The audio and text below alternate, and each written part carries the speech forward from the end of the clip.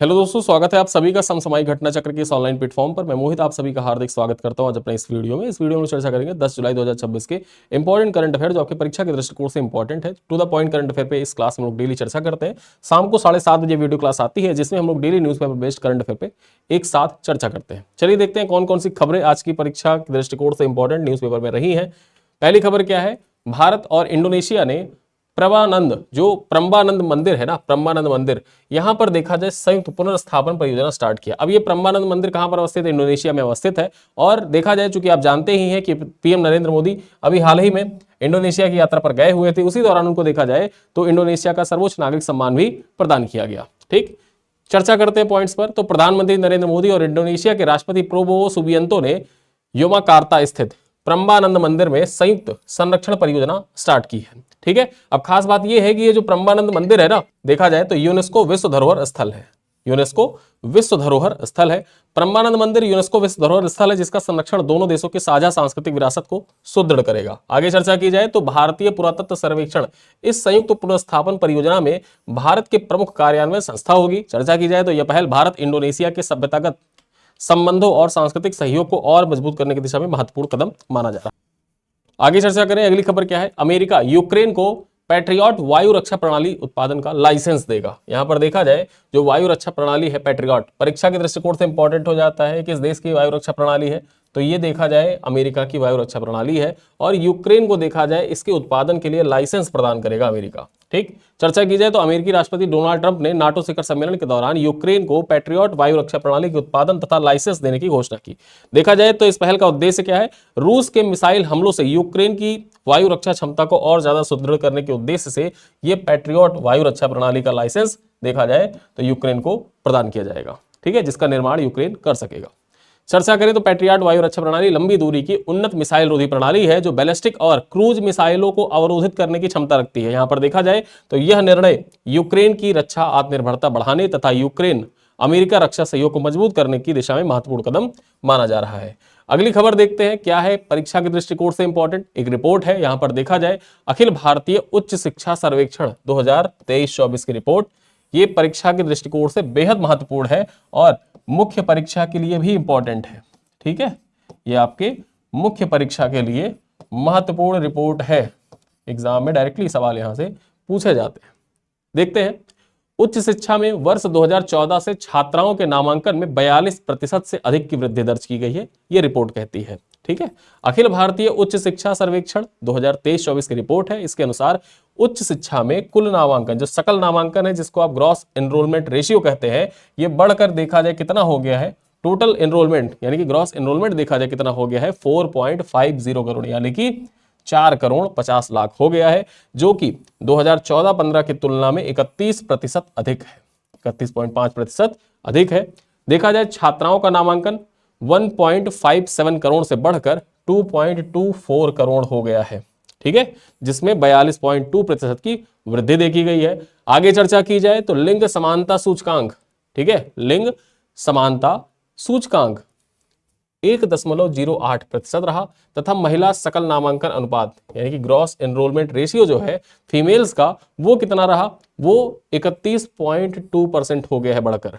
ठीक है, तो लिंग समानता सूचकांक 1.08% रहा तथा महिला सकल नामांकन अनुपात जो था ये बढ़कर 31.2% हो गया। यहां पर देखा जाए जो स्टेम है यानी कि साइंस, टेक्नोलॉजी, अभियांत्रिकी और मैथमेटिक्स जो है इसके जो पाठ्यक्रम है इनमें नामांकन देखा जाए तो 1.08 करोड़ पहुंचा तथा महिला भागीदारी कितनी हो गई 44%।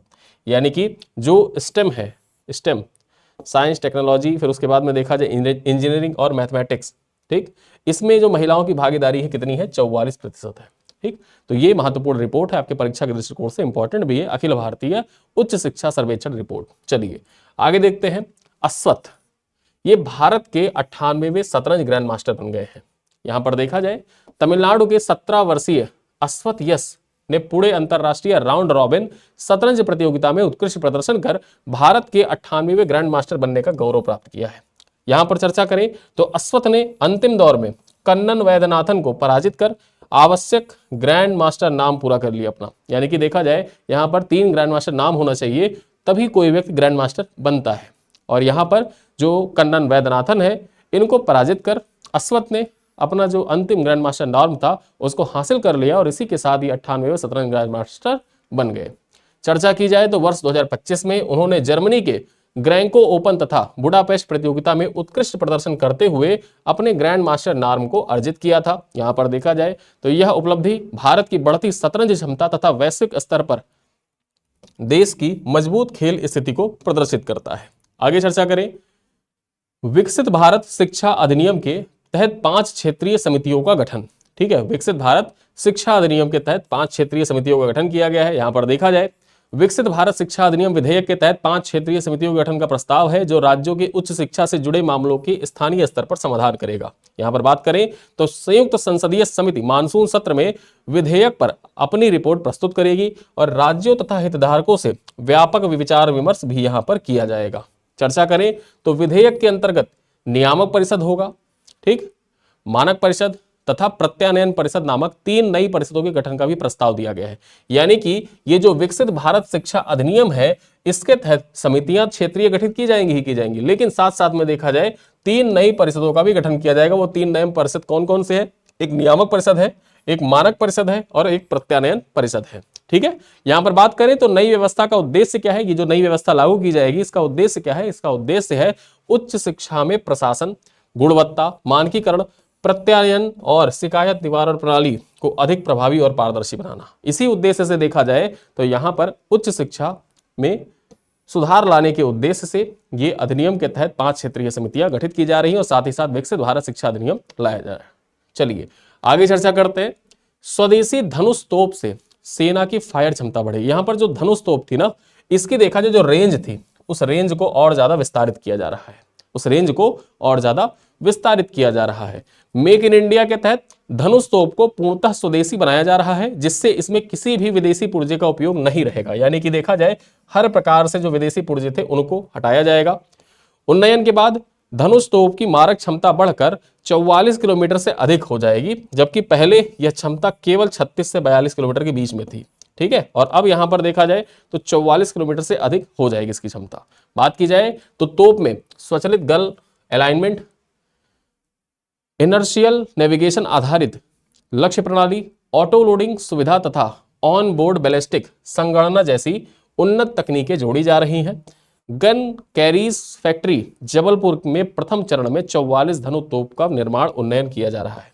यानी कि देखा जाए ये जो धनुष तोप है, ठीक है, इसका निर्माण कहां पर किया जा रहा है? गन कैरीज फैक्ट्री जो जबलपुर में अवस्थित है वहीं पर इनका निर्माण किया जा रहा है। ठीक है, परीक्षा पूछ सकता है कि हाल ही में चर्चा में रहा धनुष क्या है?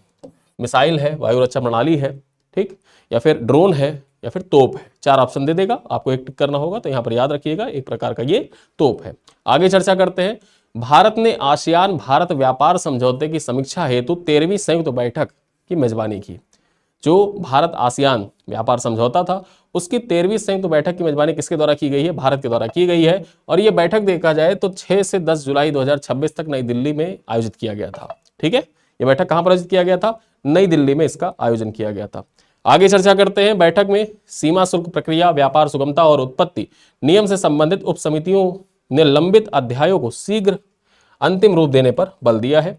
देखा जाए तो बैठक की सह अध्यक्षता नितिन कुमार यादव और मस्तूरा अहमद मुस्तफा ने की थी, जिसमें आसियान के सभी 10 सदस्य देशों ने भी भाग लिया था। यहां पर बात की जाए तो वर्ष 2025-26 में भारत आसियान द्विपक्षीय व्यापार लगभग 128 अरब डॉलर रहा है, जिससे व्यापार, निवेश और आर्थिक सहयोग को और ज्यादा मजबूती मिलने की उम्मीद है। ठीक, तो इस प्रकार से आपके परीक्षा के लिए महत्वपूर्ण हो जाता है कि भारत आसियान व्यापार समझौते की 13वीं संयुक्त बैठक कहां पर आयोजित की गई? नई दिल्ली में। कब से कब तक? 10 से 6 जुलाई तक। और यहां पर देखा जाए अध्यक्षता किसके किसके द्वारा की गई थी? तो इसकी अध्यक्षता नितिन कुमार और मस्तूरा अहमद मुस्तफा के द्वारा की गई थी।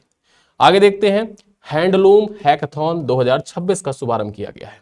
ठीक है, वस्त्र मंत्रालय के द्वारा 8 जुलाई 2026 को हैंडलूम हैकाथॉन 2026 का बुनाई नवाचार का शुभारंभ किया गया, जिसका उद्देश्य क्या है? हथकरघा क्षेत्र में प्रौद्योगिकी आधारित नवाचार को बढ़ावा देना। यहां पर बात करें हैकाथॉन का ग्रैंड फिनाले 1 अगस्त 2026 को भारतीय प्रौद्योगिकी संस्थान दिल्ली में foundation for innovation and technology transfer के सहयोग से आयोजित होगा। ठीक, तो ये पॉइंट आपको याद रखना है कि जो हैंडलूम हैकाथॉन 2026 है, इसका शुभारंभ किसके द्वारा किया गया, किस मंत्रालय के द्वारा किया गया, तो वस्त्र मंत्रालय के द्वारा। कब किया गया है, तो 8 जुलाई को किया गया है। और देखा जाए ग्रैंड फिनाले कहां पर आयोजित किया जाएगा, तो आईआईटी दिल्ली में आयोजित किया जाएगा। किसके सहयोग से, foundation for innovation and technology transfer के सहयोग से। चर्चा की जाए तो प्रतियोगिता में छात्र, बुनकर, स्टार्टअप, शोधकर्ता, डिजाइनर, उद्यमी उत्पाद नवाचार, डिजिटल प्रौद्योगिकी, बाजार पहुंच और स्थिरता से जुड़े समाधान प्रस्तुत करेंगे। देखा जाए तो ऑनलाइन पंजीकरण 20 जुलाई 2026 तक खुला रहेगा तथा पहल का उद्देश्य हथकरघा क्षेत्र की प्रतिस्पर्धात्मक आधुनिकीकरण और सतत विकास को बढ़ावा देना है। ठीक, तो इस प्रकार से ये पॉइंट्स आपके एग्जाम के दृष्टिकोण से महत्वपूर्ण हो जाता है और न्यूज़पेपर बेस्ड है। आगे चर्चा करते हैं। किर्गिस्तान में मानस और महाभारत अंतरराष्ट्रीय सभ्यता अध्ययन केंद्र की स्थापना। ठीक है, मानस और महाभारत ये दो अंतरराष्ट्रीय सभ्यता अध्ययन केंद्र है जिनकी स्थापना कहां पर की गई है, किर्गिस्तान में। ठीक है, चर्चा करते हैं। जुलाई 2026 में अंतरराष्ट्रीय संबंध अध्ययन केंद्र नई दिल्ली एवं मानस राष्ट्रीय अकादमी ने विश्व के किर्गिस्तान में मानस एवं महाभारत अंतरराष्ट्रीय सभ्यता अध्ययन केंद्र की स्थापना की। इस केंद्र का उद्देश्य भारत किर्गिस्तान के बीच में वैज्ञानिक, शैक्षिक और सांस्कृतिक सहयोग को, तुलनात्मक सभ्यता अध्ययन तथा मानवीय कूटनीति को बढ़ावा देना है। यहाँ पर देखा जाए तो उद्घाटन के दौरान हेमचंद्र पांडे एवं रमाकांत द्विवेदी ने अनुदित किर्गिज महाकाव्य मानस का पहला हिंदी अनुवाद जारी किया।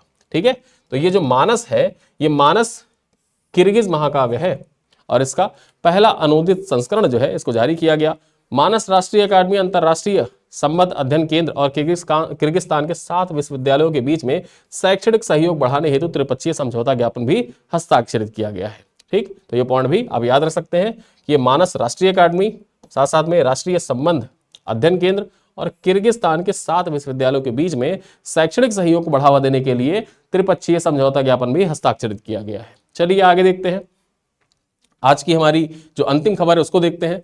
लिएंडर पेस एशियाई टेनिस महासंघ के प्लेयर एम्बेसडर नियुक्त किए गए हैं। ठीक है, लिएंडर पेस को आप जानते ही हैं, भारत के महानतम टेनिस खिलाड़ी।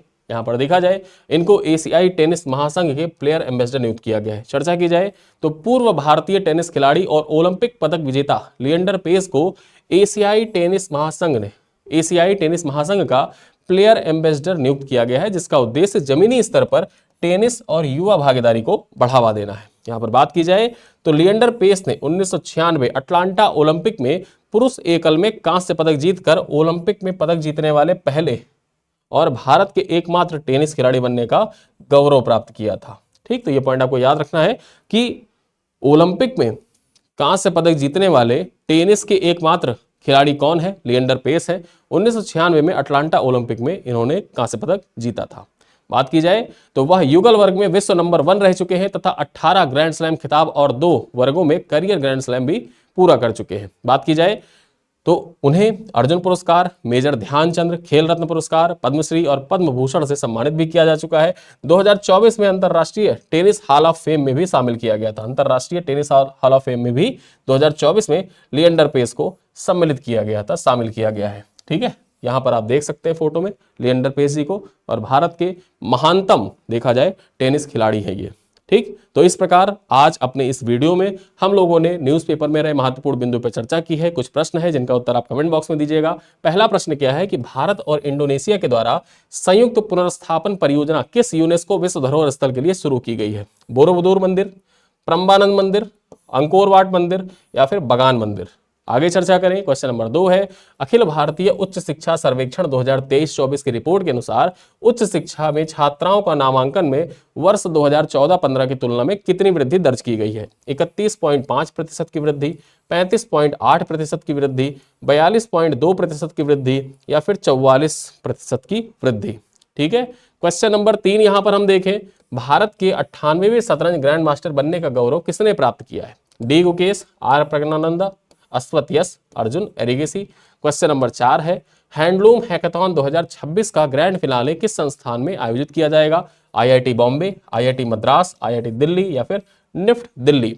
आगे चर्चा करें। अंतिम सवाल कौन सा है? अंतिम सवाल है, एशियाई टेनिस महासंघ का प्लेयर एम्बेसडर किसे नियुक्त किया गया है? महेश भूपति को, रोहन बोपन्ना को, सुमित नांगल को या फिर लिएंडर पेस को? तो आपको बताना है प्लेयर एम्बेसडर कौन बने हैं एशियाई टेनिस महासंघ के। ये 5 सवाल आपसे पूछे गए हैं, इन 5 सवालों का उत्तर आपको देना है कमेंट बॉक्स में। ठीक है, तो आज के इन सवालों के साथ इस जो करंट अफेयर की चर्चा है इसको यहीं पर करते हैं समाप्त।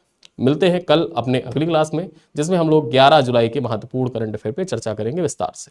ठीक है, तो वीडियो अगर आपको पसंद आती है तो वीडियो को लाइक करिएगा, अपने दोस्तों के साथ साझा करिएगा। मिलते हैं अगली क्लास में, तब तक के लिए धन्यवाद।